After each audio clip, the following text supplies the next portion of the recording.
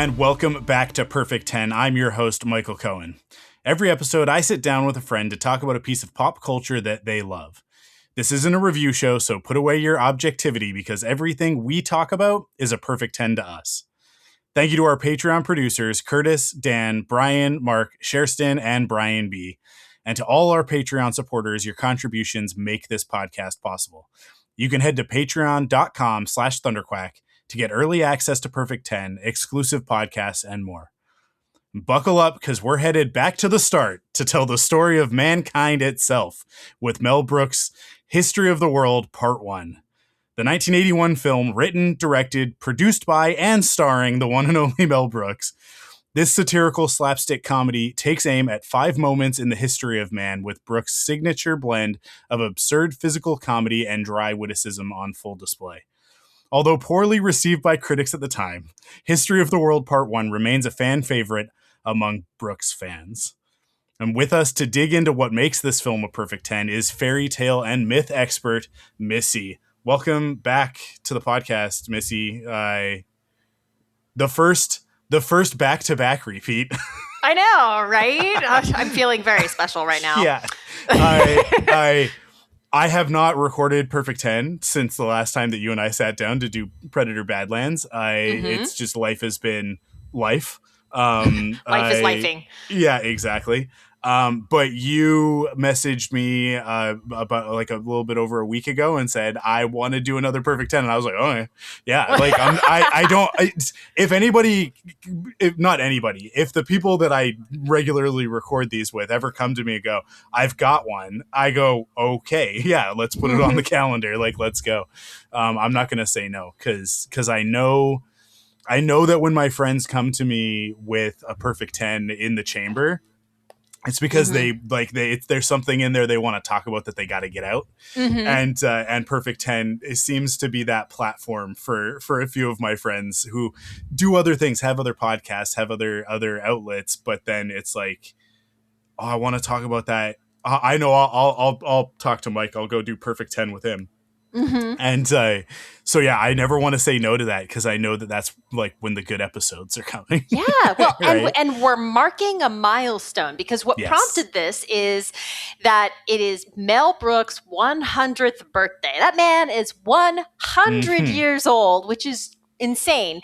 And so what it did is it led to this outpouring of love online on social media of everyone talking about what their favorite Brooks movie or moment is, and it was what's your favorite joke from a Mel Brooks movie, or what's your favorite scene? And it was so fun. And so of course when I saw all that happening, my reaction is like, I can't pick a favorite scene because they all come from this movie. So I'm like, I gotta so that's when I was like, Mike's got me. yeah absolutely. So yeah, it's so good. It's so funny because like I've watched a good amount of Mel Brooks, as I think most of us of our generation have. Kind of grew up on it, right? It predates us a little bit, but then I kind of I look at the Mel Brooks stuff as like these were mainstays of like Saturday afternoon movies, right? Spaceballs and like Young Frankenstein and stuff like that, edited for TV. So. Right. Well, slightly different versions, but I think what it was is that, like you said, they did predate us, but there was a period of time, because TV was different, right? But like before we were born, and by that time we were sort of, in the thick of it, right? In the early 90s or whatever, mid 90s, like that period of time, you got. They're pulling from the whole back catalog of all these movies to show them on TV. And so what ended up happening was that's when a lot of these things became cult classics. So like, yes, History of the World was not well received when it first came out in theaters, but by the mid 90s, it was a big cult classic. And many of these things were. And so I actually remember this one and other Mel Brooks and other funny movies like the Monty Python films and stuff like that. Like I remember all of that stuff from like, we would hold marathons at sleepovers for like me and my friends. We would get together and we would literally watch like as many Mel Brooks movies as we could in a row. Like, and that was what we did. So I remember that's how I saw, Spaceballs and Robin Hood Men in Tights and like all the other ones. Like that's how we saw all those movies, was because we would do marathons. And so I there's definitely a level of nostalgia because I associate it with those times of like hanging out with my friends and all of us just laughing hysterically and then quoting the movies, all the time. That's just, so it's a very, very special, movie. And I guess, I don't know, his oeuvre is very appreciated for that reason.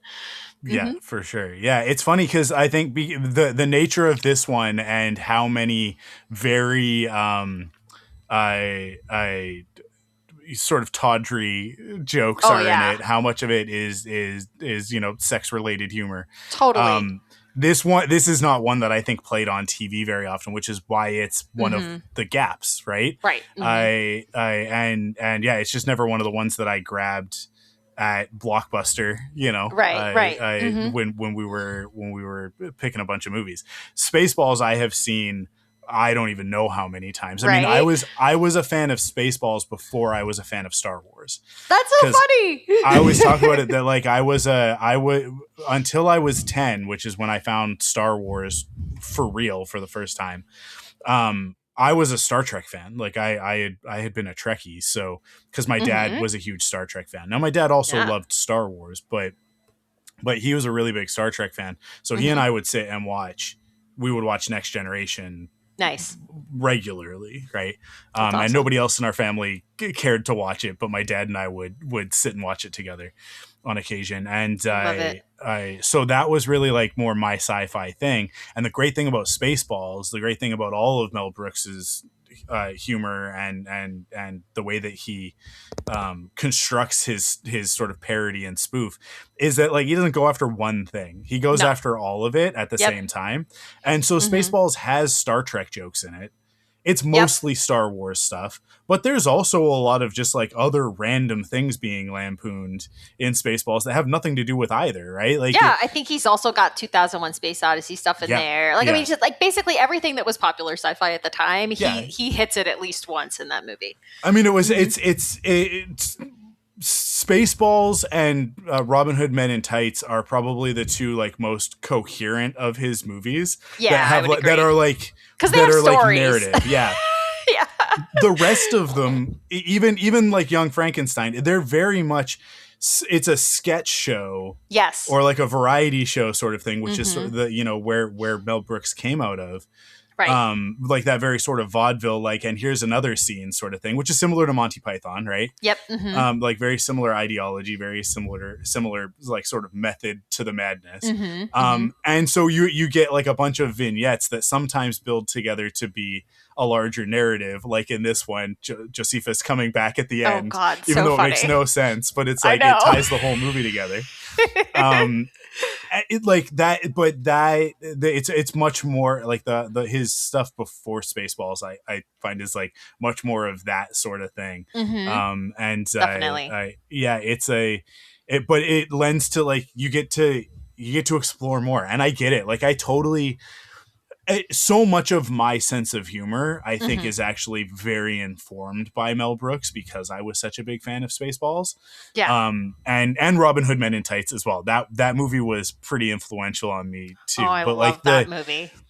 The blend, as I put in the description, that blend of absolutely childish slapstick, sight gags, just like Comb the Desert is just like are you kidding me? But then like it's so dumb it's funny, but then I love it. But then you get stand-up philosopher, and he's doing his bits, and the commentary that's going on there is that it's like, so it's what he's saying is actually commentary on modern politics, but he's talking about the Emperor of Rome.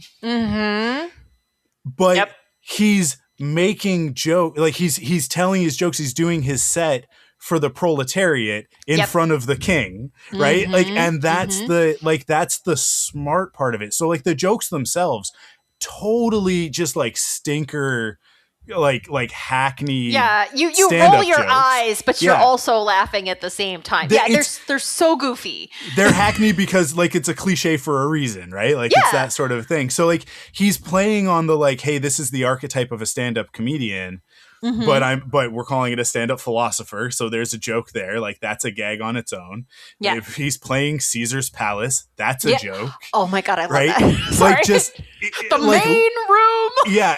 But that's where like that meta, and this is what when you had posted the thing of like, oh, post your favorite, you reposted from somebody else the post your favorite Mel Brooks gag or whatever, and I went and I grabbed the scene from Spaceballs of the video cassette of the like when is now, right? Now is now. You just missed it. When? Just then. Right? And like that to me, like I looked at it and I went, this is so much of like what I find funny because it's the meta humor. It's the joke that is at the expense of the very thing that you're laughing at. And that amplifies it and makes it that much funnier. That we're all sitting there going like, look at the absurdity of us as human beings, that we build all of this stuff and then we try and pretend like it's important and it matters, but look at how dumb it actually is. Yes. But it's actually the dumb part of it that is the most important part. Don't you see that? Like, and so it's just like, you can have potty humor that actually like the goal of it is to open up something about humanity. Yeah. Right? Well, like, but I love it because it's like, okay, so generally speaking, like to your point, there's it would be generous to say there's any kind of plot. You know, it's just a string of jokes. That's all it is. It's one right after another. A lot of times they're coming so fast and furious that you miss some because it's just like boom, boom, boom, boom. And like you said, there's like stuff in the background, there's stuff in the set, there's like they're always doing something. And so it's just one silly joke after another. But then you stop and you go, but why did he choose these settings in particular, these vignettes? And you go into like, so again, the Roman section is a commentary on politics. The Inquisition section is a commentary on the Catholic Church, which like valid, you know?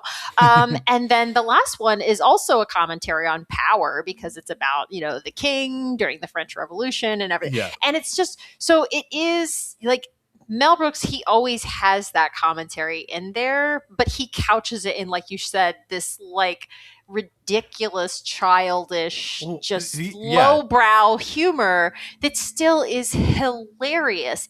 And I think the real reason why it works, why it lands ultimately is because of this cast that he assembles. Many people who he worked with multiple times, obviously like Madeline Kahn and whoever else, like he always has these people in his cast who get him and who get his humor and they know how to deliver it and make it amazing. And a lot of times it can be hard to tell how much was actually in the script versus ad-libbed because there's so much brilliant stuff in there.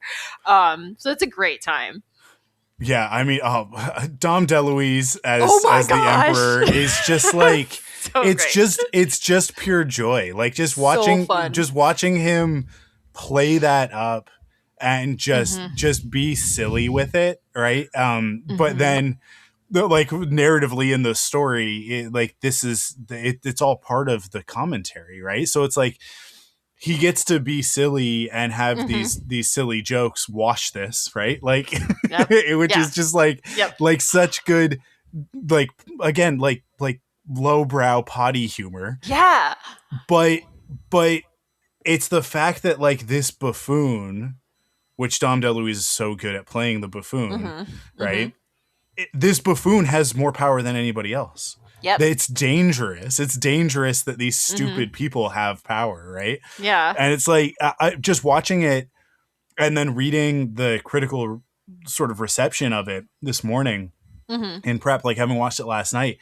Watching it last night, I was like, oh my God, this is so like, this is timeless because all of these things that he's talking about, it's exactly what we're talking about today, which is also like a depressing thing of like, so we haven't done anything in 40 years, but yeah, it's fine. Yeah, no, but I get it. Yeah, like no, not a lot of progress. As a matter of fact, I think it's probably gotten worse. Yeah.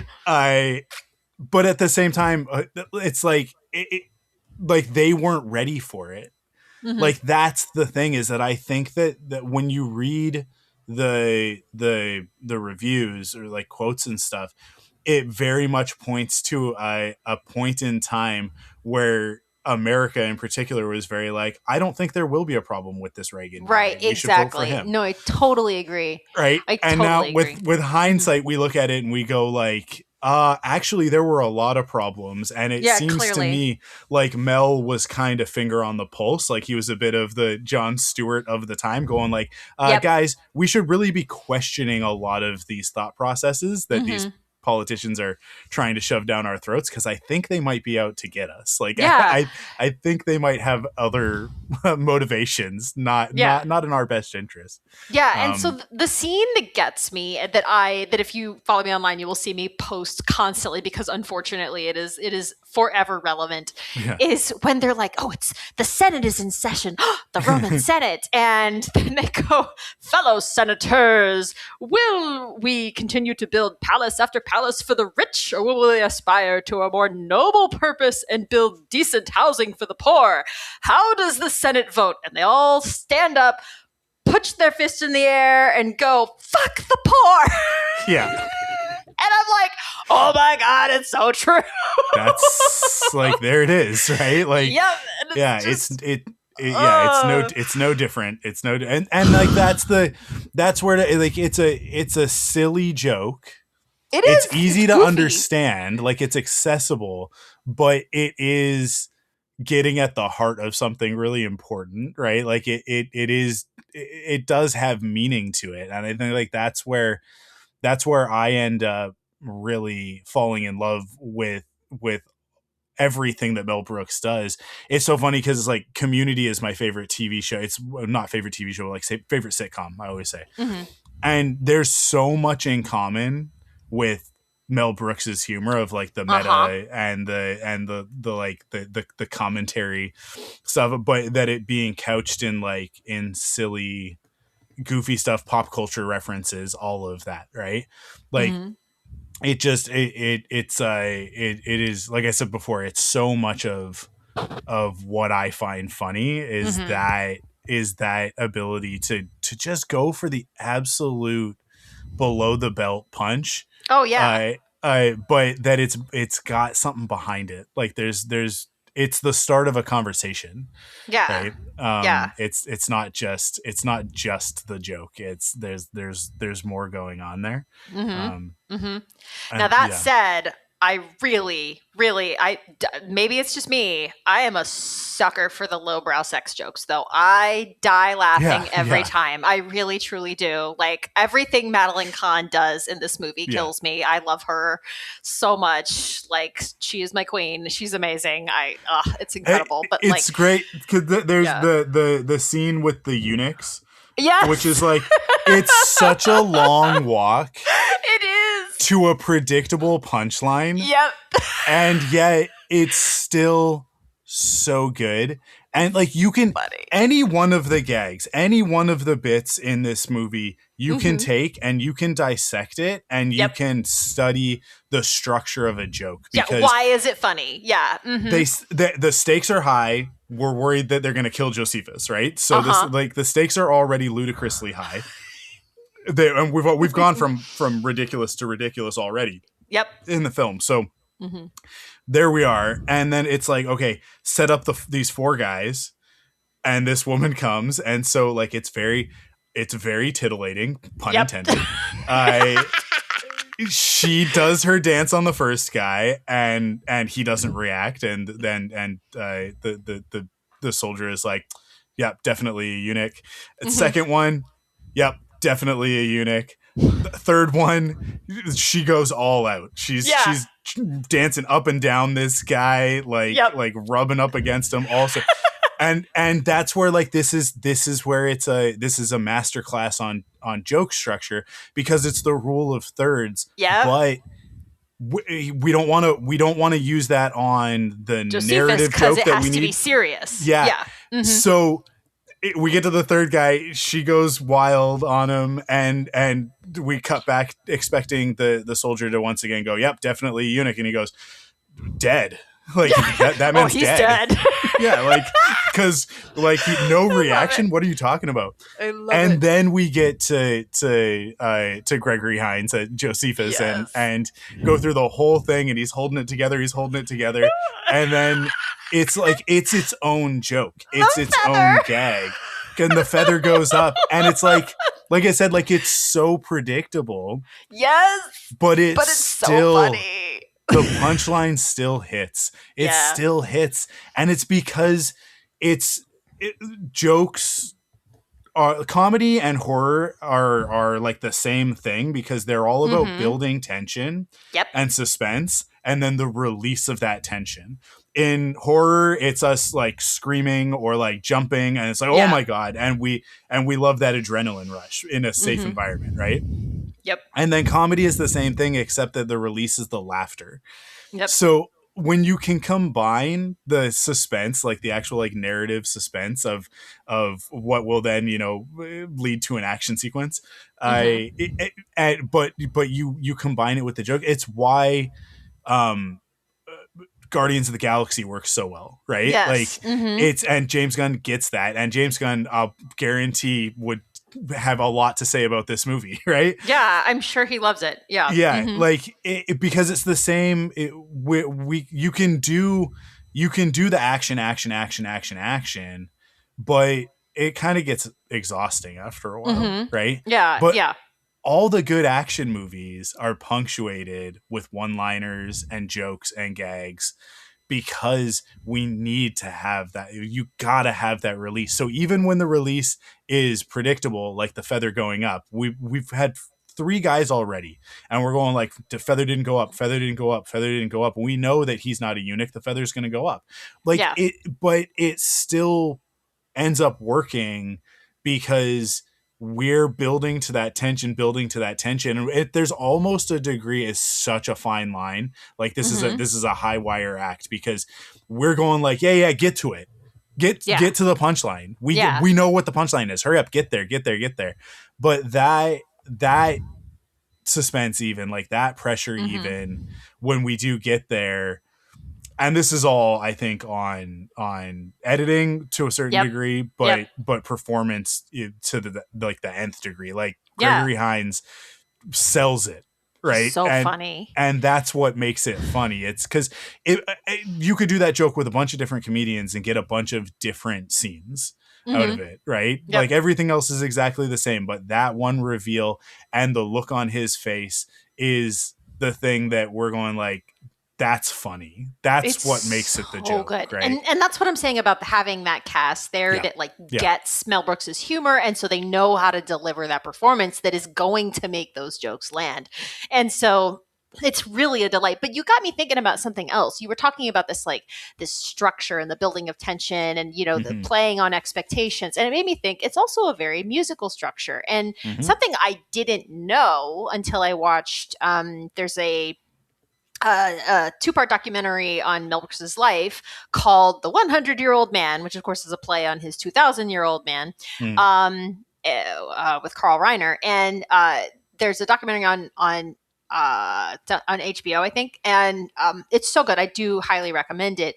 But one of the things they talk about is that he wrote the vast majority of the songs himself. So the producers and everything, he wrote all these songs. And so I didn't actually realize he's a really, really accomplished musician and composer. I had no idea. And so that's interesting too, because then that kind of takes us into the Inquisition section, which interestingly enough, so when I was a kid, I didn't like that part. I used to fast forward and skip it. Now as an adult, I'm like, oh my God, I love this part just as much as the rest of the movie. It's so fun. And it's because, now I have much more appreciation for the humor behind it and everything. And I also understood a lot more of the references. I actually love the whole thing with the synchronized swimming and whatnot. It's a riot. And so, but I love all of that. But again, part of why that works is because a few things. One, it does change up the format of the film. So it changes up the pace and it breaks up the movie a little bit. So since you have these vignettes where like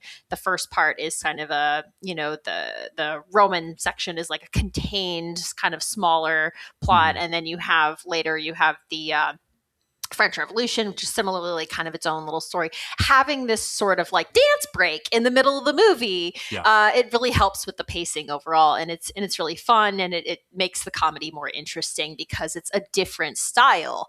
So I really love that too.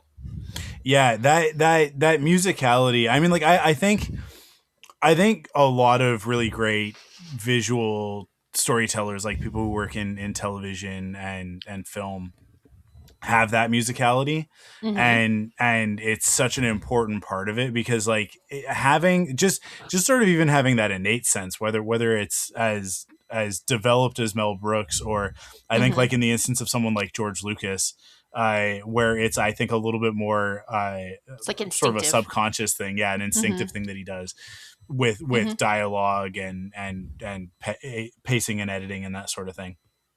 I mean, obviously he's assisted in that by a million incredibly talented people. Yeah, of course. And I mean, so is Mel Brooks, right? Yeah, but it's like, it is, you can tell that they do have an instinct for it. And so it's really fun. Yeah. And my favorite thing about this being kind of a bit of a perennial rewatch for me is that I now know the song well enough that like I can sing it. I find it very catchy. It's a little earworm. Yeah. So like, I love it. Auto de fe. What's auto de fe? It's what you oughtn't to do, but you do anyway.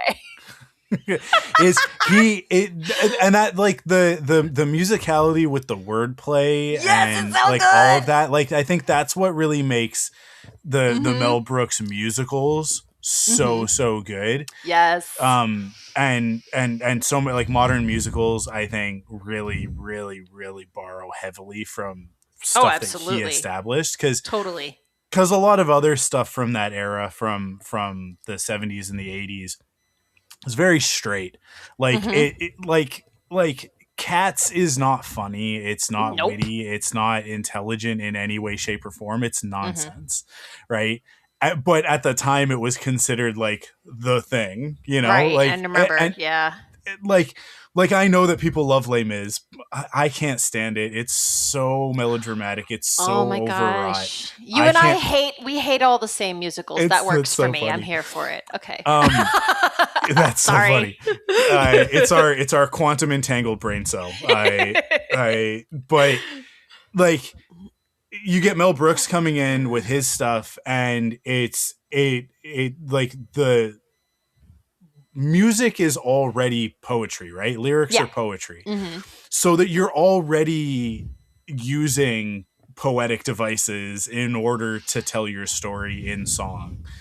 And then he just takes that a step further and goes, well, if we're already bending language in order to tell a story quickly, then why don't we also throw some jokes in here? Like why don't we also get, again, I don't know musicals well enough to know it's like Mel Brooks the first one who really did that. No, I wouldn't say so, but it's like, I mean, like, that's the thing, right? Is that this is very much an homage to like other, historical musicals and performances and whatnot. So it's very like 1930s, I would say, especially with the synchronized swimming was very much like a 1930s thing, right? And so all of that is true. But then he pulls in a bunch of other things. He's got like a little bit of like scatting. There's a lot of references. Like, he sets it up almost as though it's Vegas. It's like a casino.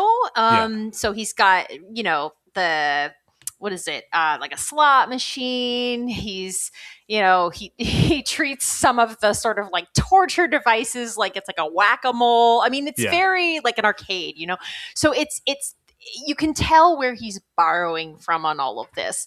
But it just comes together so well because they're making it so over the top and joyful and goofy for this thing that was like absolute horror. Like, it's literally, they're making a joke of torture. Yeah. Like yeah, that's what yeah. they're doing in this song and in this sequence, but it is so funny. And I really love that they have like, he closes the Iron Maiden on that one guy. Yeah. But then at the end they show him like shaking hands with everybody. So he like shakes hands with the guy in the Iron Maiden. It's just like, it's so funny. Yeah. Like there's, and that's the other thing too that I really love about this movie that does it for me is like, there's so many tiny details in it. There's so much attention paid to like little stuff that'll give you a chuckle if you're paying attention. So like at the beginning when they're sort of like panning across the, you know, the like Roman, I forget what you call it, arena or whatever, and they're showing you all of the, you know, the vendors hawking their goods and everything. And I love they come down to like, I think when they get to the auction, it's like sponsored by some temple that's hosting an orgy, and it says like annual orgy and buffet, first come first served. Yeah. That's like an amazing just like background joke. Oh my god. You also just reminded So me funny. of the I when we first meet Mel's character in the Roman thing, it's in the unemployment line. Oh god. And the gladiator goes up and it's like the questions of like, and anybody who's had to deal with unemployment. Yes. Which if you're an artist, you've had to deal with unemployment. It's like these stupid questions of like, did you work this week? No. Did you try to work this week? Yes. like what am I gonna say? She's like, right? Did you kill anybody today? Yeah. No. But they turn Did you try to kill anyone today? And it's B. Arthur. It's B. Arthur. And yes. she's just like, I love B. Arthur so much.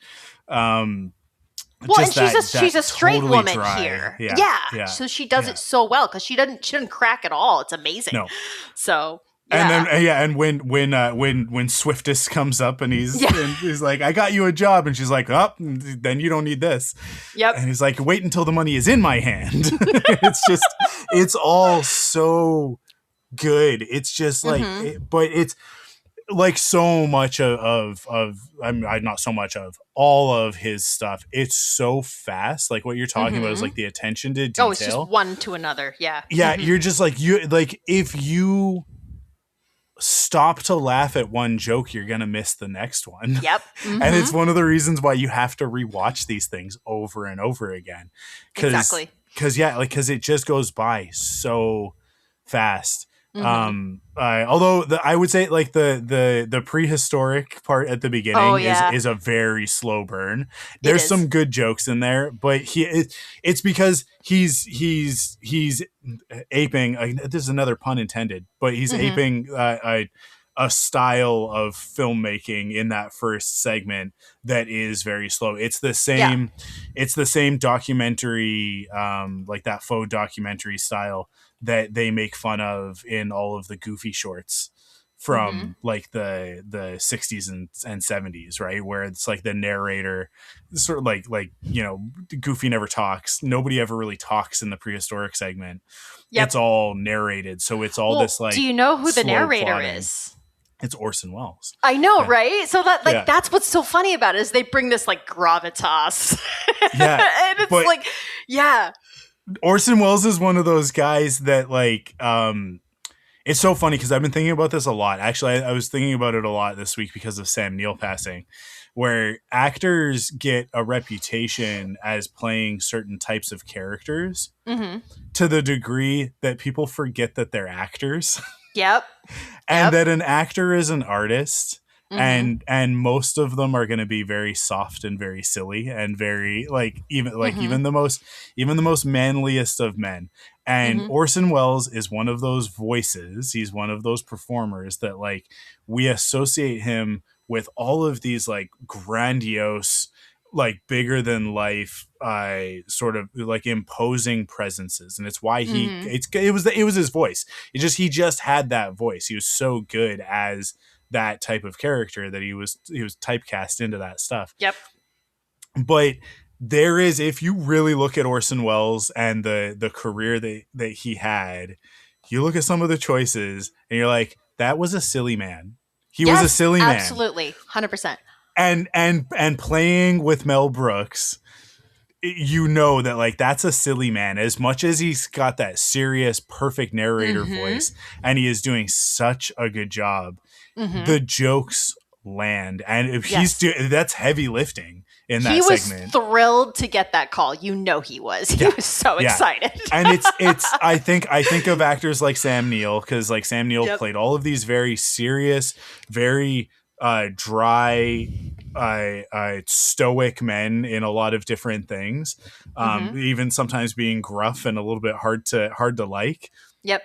In a lot of things, and yet Sam Neill the man was this like beautiful, soft, thoughtful, kind, conscientious individual that like it just puts all of his performances into this other perspective of like, oh my God, he was good. He was so good because he's terrifying in some films. Oh yeah, what's the Event Horizon? That was so Event scary. Horizon, In the Mouth of Madness. Terrifying. Like he has these moments of like totally unhinged behavior that like you can't, you don't get to do that if you aren't also willing to do the silly thing. And like Harrison Ford is my other example for this, where people think that the character that Harrison Ford plays on talk shows is Harrison Ford, but every once in a while with the right person, he lets the real guy come out and you get to see it, because the real guy is again soft and silly and like wears his heart on his sleeve and is a very very in tune with his emotions and feelings type of guy. And it's what allows him to get to the place with those other characters. And it's like, I don't know, I've been thinking about that a lot lately, for a bunch of reasons, because people are just so obsessed with the manosphere and like the macho misogyny, toxic masculinity. Like there's this whole majority segment of men, although like I think that a lot of people are waking up to it. Oh yeah. There are still a lot of people who, even though they'll say, oh yeah, no, I don't like any of that stuff, you ask them another, like a follow-up question, and their response is very much fed by that ideology. Right. Because of patriarchy, because of capitalism, because of blah, blah, blah, blah, blah. Right. I'm bringing it all back around to Mel Brooks, I promise. Oh no, I trust you. Yeah. But like, this is where like, I think Mel Brooks and Carl Reiner and Rob Reiner, who we unfortunately lost earlier this year, like like these guys, they actually have like real masculinity. Yeah. Even though Mel Brooks is like, he's this short, Jewish, very Jewish, capital J Jewish, and I can say but like I mean, like Mel Brooks is the Jewish icon, right? Like he's absolutely for those of us who who grew up Jewish. It's like like Mel Brooks is the guy that you look at and you go like, well, if he can become world famous and, you know, all of this stuff, then like maybe there's something good about all this. Because you tend to get the short end of the stick a lot of the time. As soon as somebody finds out you're Jewish, you're nothing but Jewish. It's very weird, especially for someone like me that's very mixed. Like it's only a part of my heritage. So it's like people will meet me, talk to me, and then like, Cohen, and like, are you Jewish? And it's like, well, yeah, technically. but also Christian, but also kind of a bunch of other stuff too. I'm also indigenous, so like, do with that what you will.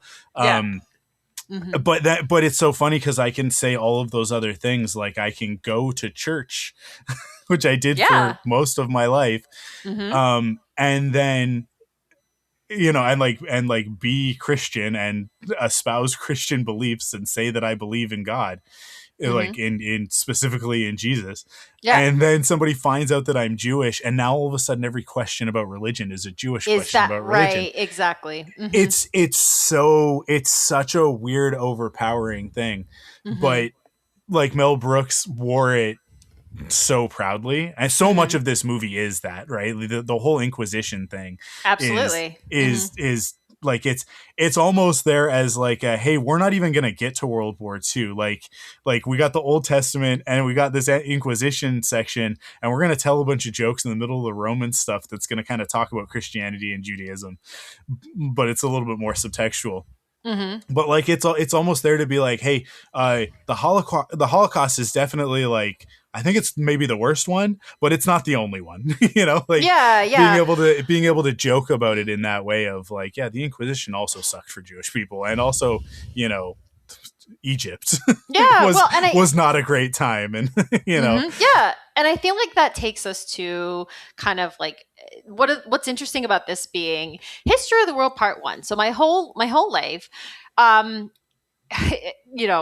Part 1 was part of the joke, right? Yeah. Because there was no Part 2, so it was everyone was in on the joke, right? And then there's that little sort of like coming in Part 2 at the end of the movie. Jews in space.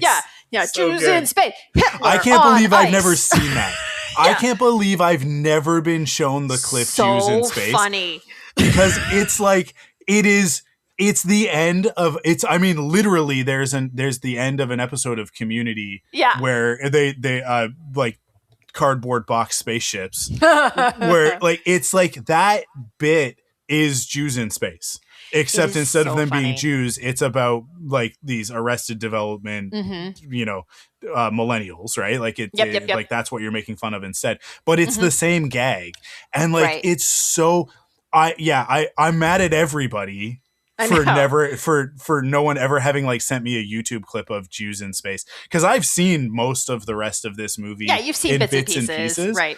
But no one's ever sent me Jews in space. Oh my god, it's so funny. What have I done wrong that I haven't put it out there? Like, what were people not doing? Yeah, that I didn't like say something at some point, because I'm sure that I did in the decades of podcasting about Star Wars. Somebody had to have gone like, oh, you know what Mike would like? He'd like the Star Wars spoof that predates Spaceballs, that is Jews in space at the end of History of the World Part 1. Anyways, so funny. But yes, no, it is. It's so funny. So then, but then the fact that it has this little bit where they're like, see Hitler on ice, and like that's the first moment where you're like, oh wow, they're getting close to something that's really, I'm not comfortable having this with my comp. And in fairness, this movie came well after producers, so like he had already like mocked, Hitler to hell and back, so like no problems there. But you do have this moment of like discomfort, but then it's also like, oh, but he's just making it again very silly, like ridiculous, like let's talk about how absurd it is.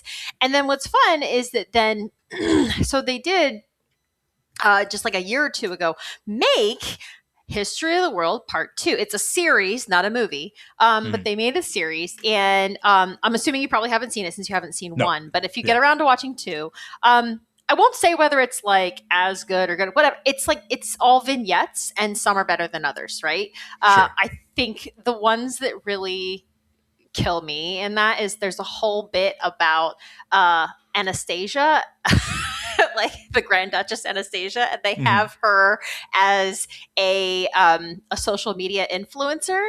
So she's like doing her influencer thing while the revolution's going on in the background, and it's really funny. She's just like, "Hi everyone, follow my hashtag Last Romanoff," and she's just like, it's really funny. And then there's a whole other part which actually Jack Black plays Stalin, which is Joseph Stalin. And I'm telling you, and he gets to sing a big song and everything. It is amazing. So I do have to highly recommend that. Point being that, like,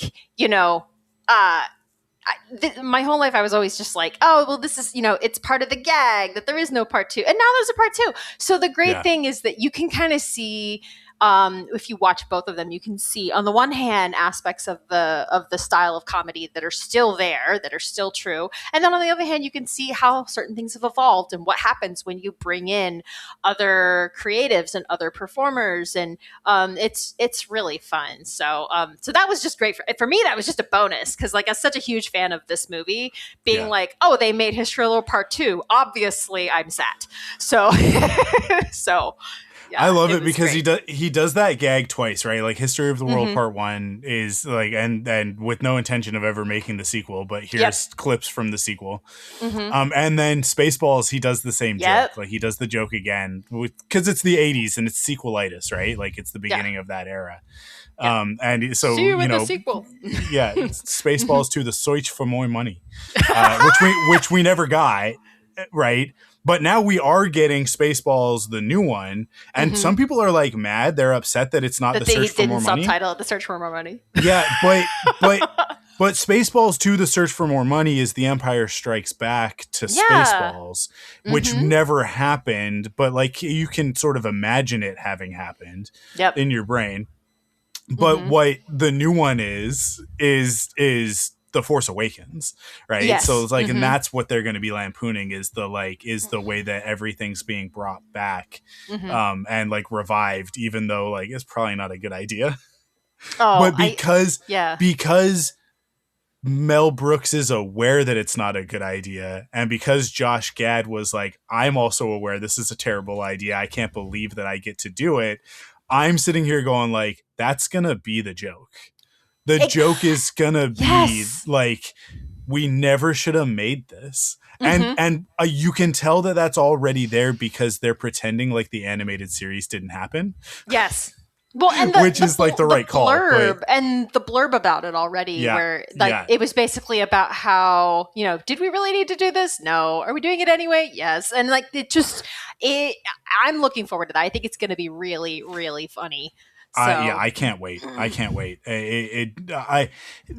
All of the actors that are coming back for it, and it's like, you know, the reality is that like John Candy dying is one of the things that stopped them from ever doing anything else with Spaceballs, and you just had to wait. You just had to wait until it was comfortable enough to come back and do something else, right? Where that wouldn't be sort of the question, because I think anytime, because Spaceballs is like early-ish 80s, it's or is it like mid 80s? I think maybe it's like mid 80s. I think it was later, yeah. So by the time that you get around to putting together a sequel in the 90s, like you know, like it's too fresh when all of that goes down.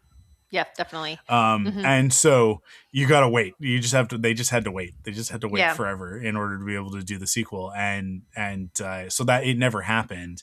And now we get to do this, like, you know, decades later, and I think it'll be worth the wait. I think it'll be worth the wait. I think so too. And like I said, I do actually, again, having seen History Roll Part 2 at this point, like I do actually enjoy seeing actors who clearly grew up on Mel Brooks now getting to interpret his humor for modern audiences. Because again, it's that question of like, does that sort of, you know, fast and furious, goofy, lowbrow humor, like, does that still work for modern audiences? And I think it's a fair question because, you know, tastes have evolved and people don't always like that as much. And so I think that's the other thing that I, you know, was really looking forward to talking about with this movie is the fact that it is, again, like Monty Python, like all of these kind of cult classics, it is a style of humor that you actually just don't see as much now. Like, comedies are not made this way now. Yeah. You don't find stuff that is this sort of vignette style where we just, there's no real through line and we're just having fun. And so I like seeing, you know, does it still work for people? So with that in mind, I want to ask you, since this was your first time watching the movie, what got the biggest laugh from you? Oh man, that's tough. What got the biggest laugh? I laughed pretty hard at the critic at the very beginning. Like it's another one where like the second that is like the first artist and then the afterbirth, the first critic. Like the second that there was like the pause after like the birth of the first artist, I was like, I know where this is going. Yeah, you know what's gonna happen. Yep. And then he steps out and he looks like a critic and he walks up and I was like, he's gonna pee on it. That's what's gonna happen. And he does. And like it did get like, it wasn't like an extended laugh, but it was like definitely like a gut, like it was a good gut chuckle for a second. Yeah. All of the stuff in the palace in the Roman section is just like, that's what I'm here for. Like, it's so hard to pinpoint a thing because it's almost like the buildup of it. It's like the music plays, he comes out, he starts telling the jokes are bombing, he says the stuff about the emperor to the emperor is like, kill him, and then like it's just it's so fast, and then like now you guys have to fight to the death, but they won't fight each other to the death. he's like, oh, fine, whatever, here, we'll fight our way out. And then like, it's just, it's so fast that trying to like pinpoint like what was the thing that I laughed the hardest at. But I think when he pulls the like chicken or duck or whatever out and he goes and he hands it and he goes, watch this. I was just like, only Mel Brooks, like only Mel Brooks could, and like with Dom DeLuise, like nobody else. The duck is clearly fake, right? It's like the joke is so crass, it makes no sense. It's totally absurd, and yet that's the funniest thing that could happen in that moment. That like all of this craziness, he falls down, he gets up, and he pulls out this bird. And it's like, and it's what you were saying a second ago about like this kind of humor just not existing anymore. And are people going to be receptive to it with new stuff? I don't know that they will, because we've just, as an audience, we've been taught to be so critical and so scrutinous about like, is that real? Is that believable? Blah, blah, blah, all of this stuff that like we have absolutely thrown out the baby, the bathwater, and the tub at this point. Like it's just, it's all out the window, and you're just standing in a bathroom with a pipe just spewing water all over the floor. Yeah, like, we've just put such tight guardrails on comedy at this point. Yeah, like, exactly. Like we just as a society, like, and it's, I don't think it's even just comedy. It's like you like Masters of the Universe, which I will eventually, when I find the right person to do the episode with, we'll do the perfect 10 for, because that movie just like it gets it, it nails it, and yet the critics just raked it over the coals because they were looking at it like it was supposed to be Star Wars. It's not Star Wars. No. It's a movie of He-Man. He-Man is a stupid idea. It's a dumb concept. It's an action figure. Yeah, like and I don't say it's a dumb concept as like a derogatory statement. No. It's just the truth of it. He's a big burly barbarian man with a bob haircut. He calls himself He-Man. It's a joke. It's a joke from day one, from the get-go. Yeah. And if you can understand that, then you can enjoy the hell out of that movie, which I do, right? Yeah. But modern audiences aren't in on the gag. And I don't know how to get people to let go of that. Like, I always make the comment when we're talking about Star Wars stuff of like there are two types of Star Wars fans. There are the ones who get Star Wars, and there are the ones that are worried about the difference between the length of an Executor class Star Destroyer and a Victory class Star Destroyer. Yeah. Right? Nope. And it's like how does knowing that information, like, listen, if you want to go and read source books and like that's what is fun for you, like I get that, I totally get that, but then when you sit down to watch the movie, what about knowing how many missiles are in the missile battery of an LAATI gunship in Attack of the Clones? Like, how does that information improve your viewing experience of this mythic story? Yeah. Right? Like it totally misses the point of the whole exercise to get bogged down in that stuff. And I used to equate it to Star Trek and go like, that's for Star Trek fans. But then revisited a bunch of Star Trek in the last few years, rewatched all of Next Gen, and it is as like, who cares about any of this pseudoscience mumbo jumbo? I'm gonna string together a bunch of words. It's jargon. We gotta dump out all of the reverse ionized plasma from the dilithium chamber. Otherwise, it's gonna backfill and it's gonna cause a chain reaction. The whole ship's gonna explode.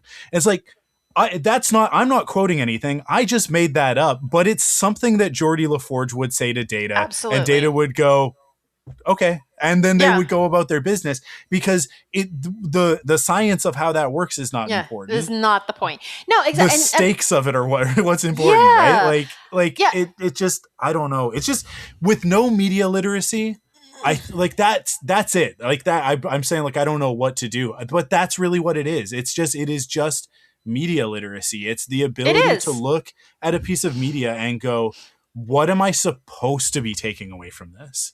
But part of how do I just how do I feel? Just how do I feel? That's an important part too. But it's like, what am I supposed to be taking away? How am I supposed to approach this? Am I supposed to eat this food with my hands, or am I supposed to use a fork and knife?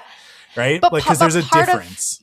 Part of how you get that literacy, though, is exactly what you're talking about, which is you actually do have to consume more of this stuff. What'd you do? You went back and you watched, old Star Trek and everything like that, right? And I know a lot of people who have done that. And so for me, I think when it comes to comedy and what people will allow and what they will understand and what they will find funny, I really think a lot of it is about people should be consuming much older comedy. Honestly, goodness, everybody should be going back and should be watching stuff like the Marx Brothers. I am obsessed with the Marx Brothers. If you're ever down one day, Mike, we need to cover a Marx Brothers movie. I have a few in mind, but I love their stuff. Love it so much. And it's because it's like this, where it's just one joke after another. They're all ridiculous and it doesn't matter. And there's barely a threadbare plot holding everything together, kind of. And it is silly, and it's just but it is so fun, and you have such a great time. And it kind of teaches you to just relax and not care about, again, the internal logic of the story, because you're there for the laughs. And I think that ultimately is why this movie, even though it is not considered one of Mel Brooks's better movies, for me is still one of my favorites, because I laugh so hard in this movie because the jokes are just ridiculous and I love them. The individual, I love my people. They don't think I love them. I love my people. And then pull, and then the peasants go flying into the air and he shoots him. It's like that stuff destroys me every time. Do you want to know something funny? So when I was sitting in the theater watching The Two Towers for the first time, I was sitting there with my best friend. We're watching the movie, and it gets to that scene where there's going back and forth between the flashback of Arwen, saying goodbye to Aragorn, and then Eowyn, who clearly has a thing for him in the present, right? And so they're going back and forth, showing that he's got these two women after him. And my friend leans over and she goes, "It's good to be the king." And I was just that's the perfect application for this quote. But I love that. To me, yes, I like a film that is, coherent and everything else, but also just I like an hour and a half of jokes. I am here for that. And so it's a good time, and that's what I love about it. And I hope that, the new Spaceballs does well, because I think we all need some of that.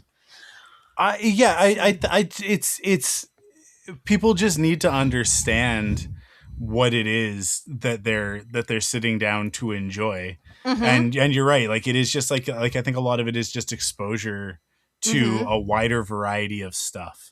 Right. Yeah. Because we're all just kind of I don't know. We're in a weird spot right now because the monoculture has died. Yeah. But there's still a lot of us, I think, that were very influenced by growing up in a monoculture. And having no monoculture and having no education system, which is the sort of the world that we find ourselves in at the moment. Right. Means the question then becomes, where are you getting your culture from? And I think a lot of people are getting their culture from the internet, obviously, but not from culture on the internet, which is, I think, that's something that you and I and a lot of the people that listen to this podcast do, which is we go out onto the internet to find the things that we love and, talk about them and enjoy them together and find community and stuff.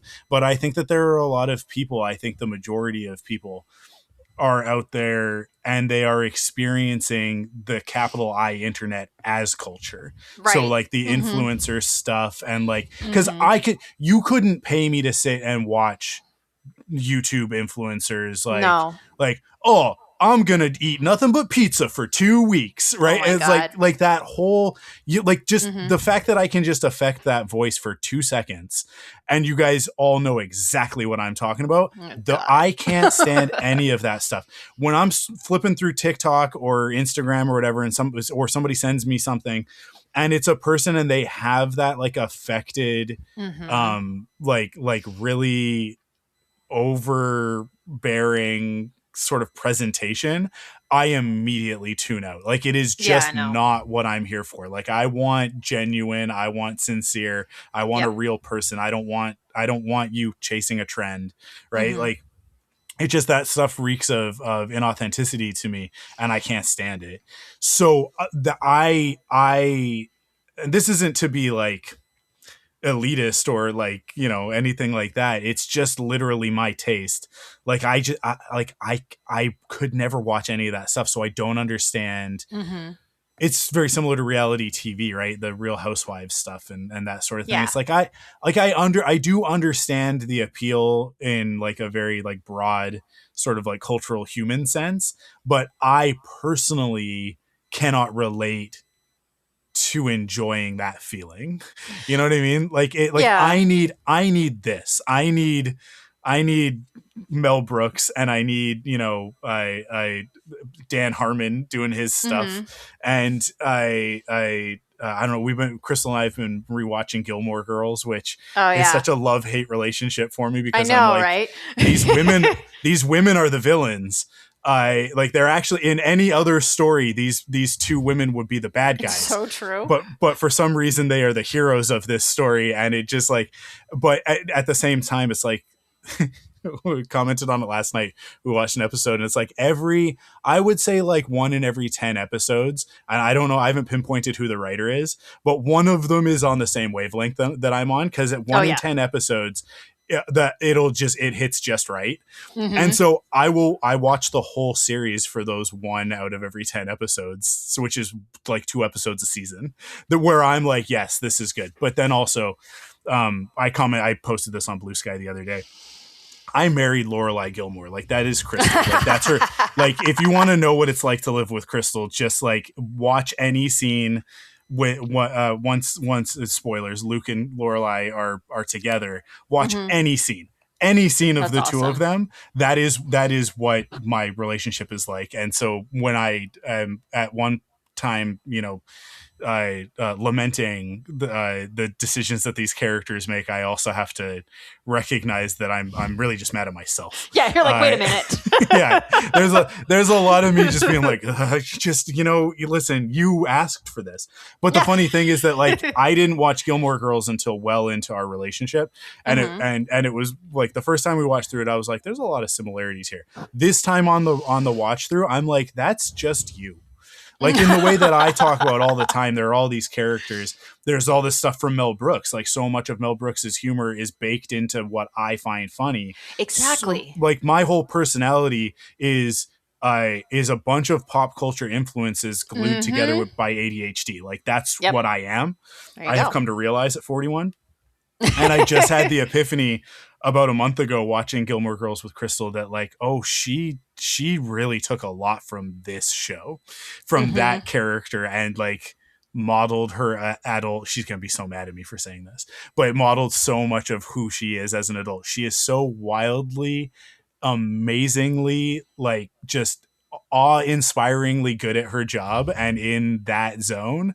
But then at home, it's like, can you wash the dishes? No, she can't do it. She can't do it. She can't keep it together for long enough to like get all the way through the dishes. So it's easier for me to just be like, get out of my kitchen and let me wash the dishes. I will do this. Yes. At which point I am then like, just put me in a flannel and turn my hat backwards. And I look in the mirror and it's already there. I already look like that. That's amazing. That's so fun. Anyways. No, you're right though. You know, that I think that's, you know, again, to it being a generational thing, we are just a bunch of 90s shows and movies in a trench coat. That is clearly what's happening. Because I mean, like you were talking earlier about like how you like grew up watching, you know, Next Gen with your dad. So I grew up watching 3 shows with my mom. Okay. It was Star Trek Voyager, Xena, and The New Adventures of Lois and Clark. And that explains a lot about me, because when you stop and think about who that is, that's Xena, a warrior princess. That's Captain Janeway, who's a badass, and then that is Lois, who Terry Hatcher's version of Lois was no nonsense. Like she was, you know, whatever the heck happened to Dean Cain later, Terry Hatcher was amazing. And so like, I was raised on these like strong, like very like 90s girl power, take no nonsense kind of women. And that still very much influences me to this day. So like, I hear what you're saying, all of these things, they really do like, that's a whole personality. And what I was saying earlier about how all my friends and I got together, and I remember actually specifically what it was when we did our Mel Brooks movie marathon. There was a there was a school dance. And none of us were very social.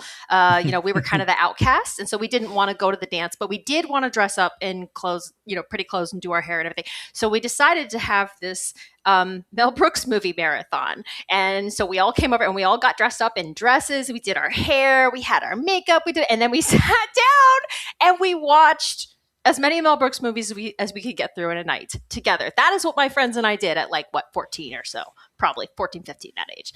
And like that's why that's like a formative experience for me, is because I relate this to like my group of girlfriends as a kid, and us spending time together and just laughing together and building these relationships and memories that last like a whole lifetime. And so the reason that this kind of comedy works for me is because it's that communal sense, and which is also interesting because like I do wish that re-releasing things in the theater was more common, because I would love to see more of Mel Brooks movies re-released in the theater. Like, for instance, in advance of Spaceballs 2, I would love to see the first Spaceballs come back out in theaters. Yeah.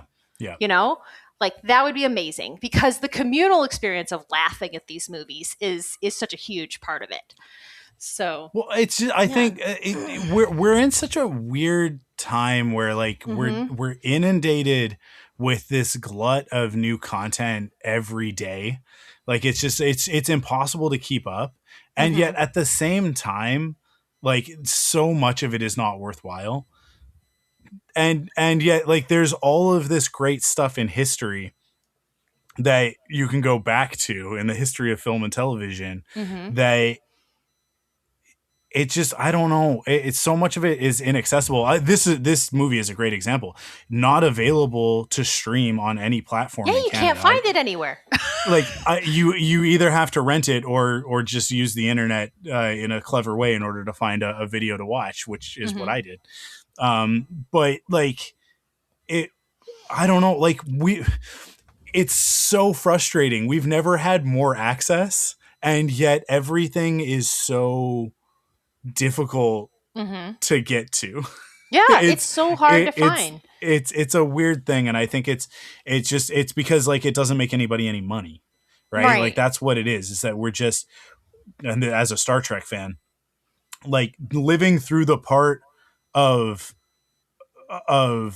the history of mankind where like we really have to make this capitalism thing as bad as it can get before we'll learn that there's a different way to do it where everybody gets to be happy, not just like 5 people. Right. It's just like we know the answer to the question. We've looked at the back of the book, but nobody can figure out how to solve the equation. And like living through that part, knowing that we'll get there, like, cause I was raised on Roddenberry, so I am going to be hopeful and say like, well, we're going to get there. Humanity's going to get there. I don't know how many of us will be left at that point, but we'll figure it out. I don't know if it'll be 8 billion, but yeah, like it's just this frustrating thing of like knowing the answer to the question, not having a loud enough voice to teach enough people, just having to sort of resign myself to like, okay, well, I can influence what I can influence. That's one of the reasons why I keep doing podcasts, like because I know that even like the little circle that we've got, I don't have millions of people listening to the podcast like they are to Joe Rogan for some reason. But I know that like I can pretty significantly influence like 30 to 40 people. and honestly, like if you put that in historical context, 40 people that I've never met face to face, right? But I can still get it across I don't know. I think that that's still worthwhile. I also like to think that it's a thing that if I sat down to talk to Mel about it, that he would be like, that's what you do. Like, that's a thing to, because that's, you watch this movie and like, that's what it is. That's what he's doing. He is trying with every fiber of his being to get across to people like, hey, we should just treat each other decently. Yeah. Decently. Not even kind. Let's not jump that far, because I know that's hard for a lot of people. But what if we just treated other human beings with decency, whether they're black or white, Jewish or Catholic, whatever? Like, who cares? Aren't we all entitled to the same respect? Like, that's what this movie is really about. And yet, the critics want to look at it and go like, I thought the piss boy thing was a little bit too crude. Oh, and, come on. I love the piss boy bit. Sorry. Piss boy is fantastic. It's so fun. Your Majesty, you look like the piss boy. And you look like a bucket of shit. He's so funny. I mean, God. And I also, count the money. That's what I was literally about to say, is like, count the money. And it's like, it's Count de Monet. And then when he says it wrong himself and the other guy corrects him, and it's just like, oh man, it's so good. It's so good. And like, is it all that good? No, there are jokes in this movie that definitely fell flat for me. Yeah, for sure. There's some dated stuff that rubs me the wrong way. And I'm not even going to like say no, it's true. It makes me uncomfortable too. I'm always just kind of like, okay. But it is what it is. And because I have a level of media literacy that allows me to go, it was 1981. Also, I can infer from my knowledge of Mel Brooks in general, and what I just said about the message that he's trying to get across, that he does not have a problem with gay people. No, it's not. Like, it's not malicious. It's just It's he's very actually much a using it to make time. And he's using it to make a point. Like, it's not a good word. Right? Yeah, so, exactly. Like it's all in there, and like. But you have to have that level of media literacy, which means you have to have experienced that much content, that much media, and discussed it with intelligent people. Which, I mean, like, thank God for the internet. You were talking about you and your friends not really fitting in at the dance, so you did your own thing to feel special. And I was sitting there listening to you the whole time going like, and here I was on the other side of the continent, feeling exactly the same and going like, where are all the girls that think that the things that I find funny are funny? Like, where's the girls that want to watch Spaceballs? I know, right? And it turns out that you guys were just over there doing your thing and I was over here doing my thing.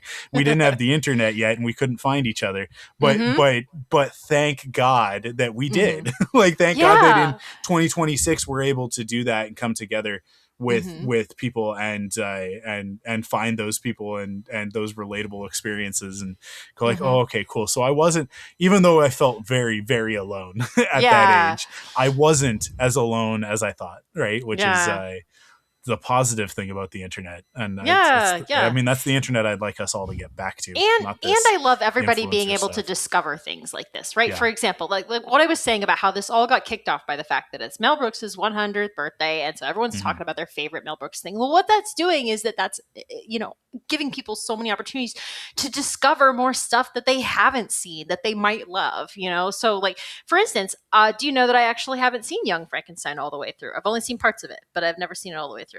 Oh, and yeah? I'm gonna go watch it because like I know I'm gonna love it. And so I've never watched the movie, but I've seen the musical. Yeah, that's funny. I've seen a live performance of it, but I've never watched the movie, which is ridiculous because I love Gene Wilder so much.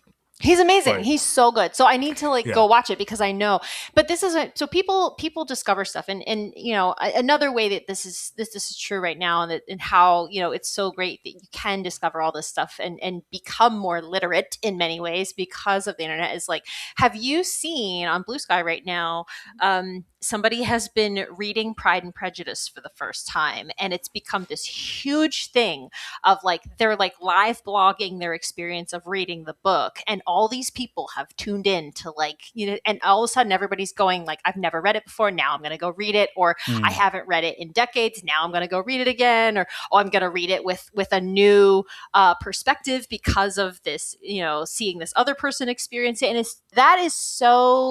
that's the kind of stuff that's really fun about, you know, just all media, and how it does increase your enjoyment to do it with other people, to see what other people enjoy, you know, to see it through someone else's eyes. So I think that's the thing about all Mel Brooks, but especially, you know, this movie for me is like, it may not be your favorite Mel Brooks movie, but I bet you will really enjoy it. Right. And so it's a really fun one. And there are just so many moments that I will quote until the day I die because they're so funny. The great thing about a movie that is just a bunch of vignettes strung together is that there's going to be something in there for everyone. Absolutely. And you will find a joke that it works for you. Yeah. It's fine. Yeah. Cause I think that people will come away from this thinking that they're supposed to, because you and I are very in sync on this, on a lot of these gags, that they're supposed to find the things funny that we found funny. But I would just caution people like, no. That is because Missy and I find the same things funny. Like anytime now that you recommend something to me, I go like, yes, that is like what you just said about how you feel about it is 90% of the time how I'm going to feel about it. So like I can take those recommendations with no grains of salt required. I can take them very much at face value. But that's not going to be the same for everybody. Yeah, of course. And that's the thing is it's okay. That's part of it. Like it's okay to and I'm going to give people permission. It's okay to not enjoy a thing, but to still appreciate it. Like you don't have to make it part of your identity that because you didn't enjoy the thing that you hate it, unless it's Rise of Skywalker. Like that's okay. You do have to make that part of your personality if you didn't like it. But that's maybe just me making an excuse for myself. But that's me too. I mean, it's very much. I can't go an entire podcast without talking about hating Rise of Skywalker. Listen, I'm always here for that shade. Please go ahead. That's fine. And frankly, it's part of the reason why I'm looking forward to Spaceballs too, because I'm expecting there to be shade on Rise of Skywalker, and I'm looking forward to it. Oh my god, I hope that they like kill whoever the male love interest is, that they kill him and he dies. And then the movie's like about to end, and they're like, "It's not seriously going to end on that." Yeah, you're not actually going to end it. That's the joke. There is like the credits roll, and then like Josh Gad like grabs it and like pulls the movie back down, and is like, "We're not seriously going to end with." Yeah, what are you doing? Like did we really just kill Lone Star's? What the? How are we going to make more movies? Right? Like that to me is the joke. Like that's the end of that movie. That's the gag. We'll see if we're right. We'll see next year if we're right. All right. I love it. It's recorded in history on a podcast. So awesome. I mean, I think we did it. I think we did it. Yeah, no, I'm so glad. I'm glad you watched the movie. I'm glad we got to talk about it. I'm glad we got to talk about Mel Brooks in general. This was great. Yes, it is always a pleasure to do a podcast with you. This was fantastic. Awesome. Where on the internet can people find you if you want them to find you? Look for me on Tumblr, where I am All Girls Are Princesses. Awesome. Hey, everybody. It's been a minute since we did a Perfect 10. I don't have any more scheduled at the moment, but this was a great time. So I will probably bug some people and go, like, you guys want to do a Perfect 10? As a matter of fact, I've been on the hunt for somebody to do Jurassic Park with me. And very recently, because of recent events, and because I am currently writing a role-playing game, like a little sort of mini zine role-playing game that is based on Jurassic Park. Someone has come out of the woodwork that likes the book, because I want to do the book. I don't want to do the movie. It's easy to do the movie. The Jurassic Park 1993, I like the film by Steven Spielberg, is so easy to do a perfect 10 that it's not even worth doing the perfect 10. It's like cheating. Yeah, easy mode. Yeah, exactly. No, the book's great though. That's awesome. The book, however, is my favorite book. and I found somebody else who also has a deep appreciation for the book, and I might be able to twist their arm, not particularly hard, and get them to come on the podcast to do that. So I think that's probably the next one, because it'll tie in real great so that I can promote my game and you guys all go buy it. But so I don't know when we'll be back, but Joe and I are doing regular episodes of Rebel Cells right now. We've been covering X-Men 97. We did all of season 1, and we're going through as the episodes of season 2 air, and we're doing them week to week. So we're in the middle of that right now, and that's going to roll right into Ninth Jedi, which I'm really excited about, because it looks like it's going to be some really interesting, like, good Star Wars, which is something that I am hungry for at the moment. It's been a minute since I feel like I've been fed on that front, so I'm really excited about it, and looking forward to that. So that's over on Rebel Cells, and then of course we've also got Off the Record going regularly alongside that with Joe and I, which is our Patreon exclusive podcast that you get.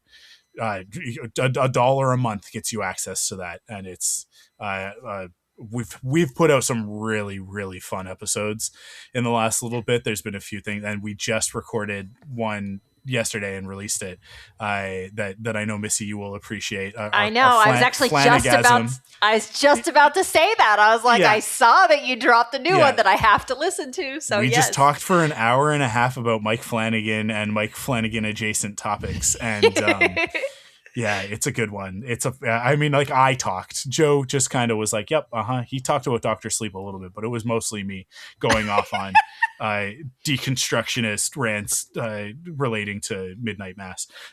It's a great episode. I'm pretty happy with it. So nice. And you can get it for $1 over at patreon.com/thunderquack. So if you're one of the if you're the one person listening to this podcast who isn't already supporting us over on Patreon, because I know that the Patreon supporters and Perfect 10 listeners are basically the Venn diagram is a circle.